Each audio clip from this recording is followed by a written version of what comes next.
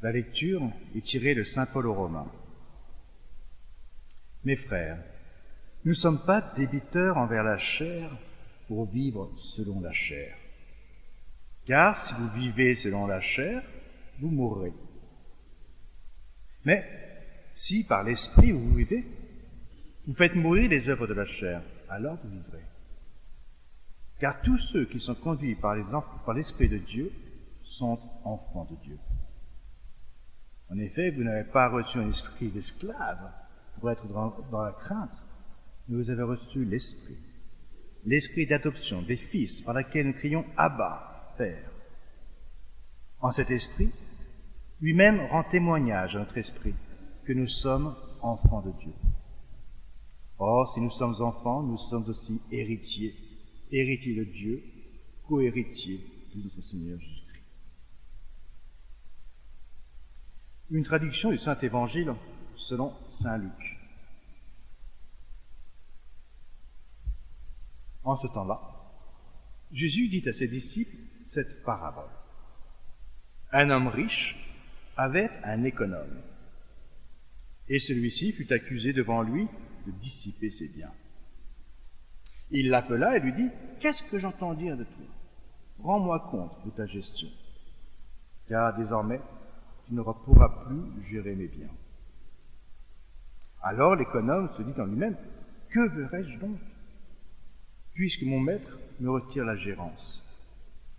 Je n'ai pas la force de bêcher et j'aurai honte de mendier. Je sais ce que je ferai, pour que quand je serai privé de ma gérance, des gens me reçoivent dans leur maison. » Il fit donc venir l'un après l'autre les débiteurs de son maître. Il dit au premier, « Combien dois-tu à ton maître, à mon maître ?» Celui-ci répondit, « 100 barils d'huile. » Il lui dit, « Prends ton billet, assieds-toi vite et écris 50. » Il dit ensuite à un autre, « Et toi, combien dois-tu » Celui-ci répondit, « 100 mesures de froment. » Il lui dit, « Prends ton billet et écris 80. » Alors le maître loua l'économe malhonnête d'avoir agi habilement. Car les fils de son monde sont plus habiles en leurs affaires que les fils de la lumière. Et moi, je vous le dis, faites-vous des amis avec les richesses d'iniquité, afin que lorsque vous manquerez, ils vous reçoivent dans les tabernacles éternels.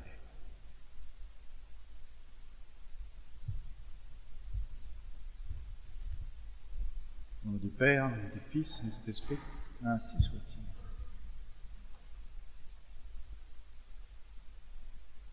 Saint François d'Assise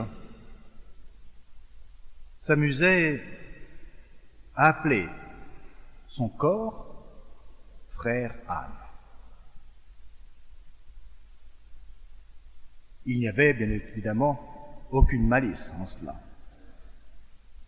Saint François aimait très certainement beaucoup les ânes, comme tous les autres animaux. Il n'en reste pas moins que ces chères braves bêtes sont réputées pour avoir un drôle de caractère. Ce sont des animaux durs à la tâche, bons et fidèles, capables de 1000 et 1000 services. Et puis, ils peuvent aussi être de drôles de bourriques. Têtus, braillards, n'en faisant qu'à leur tête. Les ânes. Donner le sobriquet de frère âne à son corps est donc assez juste. Car si l'autre de nos âmes, notre enveloppe charnelle, notre corps, est capable de rendre des services extraordinaires, de rendre gloire à Dieu, il faut bien avouer que par moments, il semble vous faire la guerre et faire la guerre à l'âme. Il n'est pas bien obéissant. Il agit comme une bourrique. C'est ce que nous explique dans son épître Saint Paul. Vivre selon la chair ou vivre selon l'esprit. Suivre l'âme ou suivre l'âme. Jamais dans le christianisme, il n'a été enseigné que le corps, la chair que nous avons, serait quelque chose de mauvais. Oh, il y a eu beaucoup d'hérétiques, les manichéens, les jansénistes et j'en passe, qui ont rejeté le corps. Mais la foi nous enseigne au contraire la beauté de cet instrument que le bon Dieu nous a donné. À tel point que le bon Dieu lui-même a voulu s'en revêtir. Il s'est fait chair. Il n'en reste pas moins non plus que, en raison du péché originel, on le sait tous, il y a beaucoup de désordre. Et l'âme, la raison et la volonté n'ont pas toujours le contrôle de ce corps. Alors il faut que nous fassions des efforts. C'est pénible. Il faut mettre le corps sous subjection, le dompter par la pénitence, l'ascèse, la maîtrise de soi. C'est pourquoi on a des périodes comme l'Avent, le Carême, les vigiles, les jeûnes, les mortifications. Elles sont là pour nous aider. Alors l'âme est bien servie. On peut vivre selon l'esprit, gardant les yeux fixés au ciel, attentif à tous les désirs divins, capable de suivre en tout sa volonté. Alors le souhait de Jésus se réalise enfin, que votre volonté soit faite et le règne suivra. Quel est maintenant le lien qui se trouve entre l'épître de saint Paul, qui nous parle de la lutte entre le corps et l'âme, et l'évangile de ce mauvais intendant? La collecte en est souvent la clé. Cet évangile est l'une des pages les plus difficiles et à premier abord assez obscure. En effet, la parole divine qui nous dit « Faites des amis avec les richesses d'iniquité ».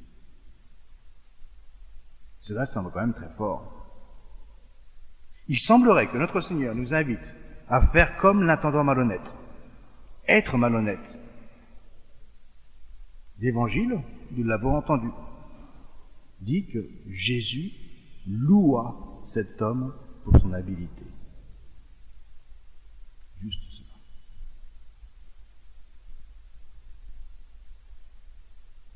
En fait, nous sommes tous dans la même situation que cet économe, cet intendant.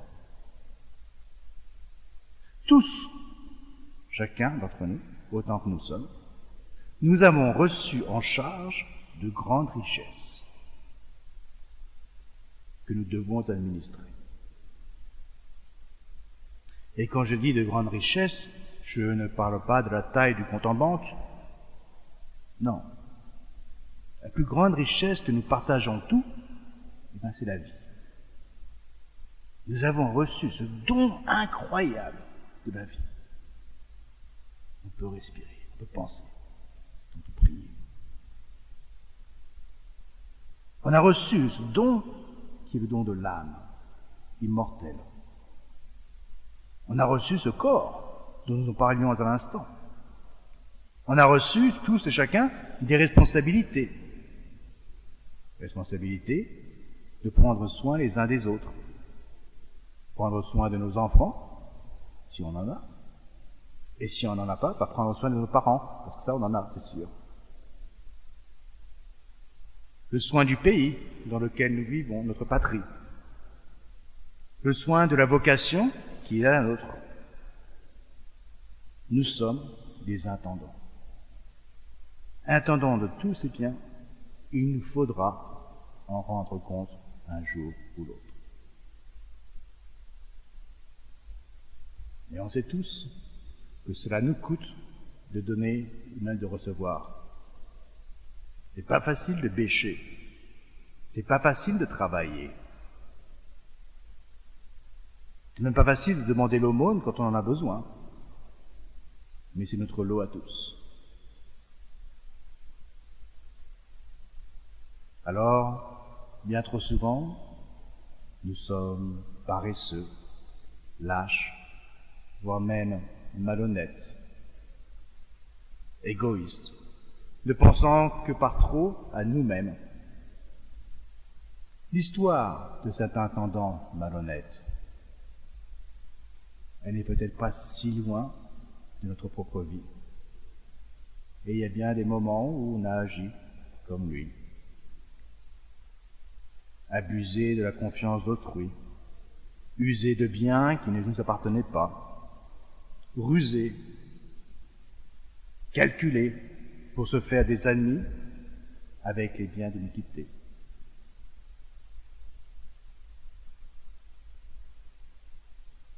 Nous sommes tous destinés à la vie éternelle. Ça, c'est notre fin. Quand Jésus conseille de se faire des amis avec des gens malhonnêtes, quand il dit que ces gens malhonnêtes vous accueilleront dans leur demeure, quand il dit que cette demeure est éternelle, il a évidemment raison. Et croyez-moi, si on veut être malhonnête et vivre avec les malhonnêtes, on restera éternellement avec les malhonnêtes en enfer. Au contraire,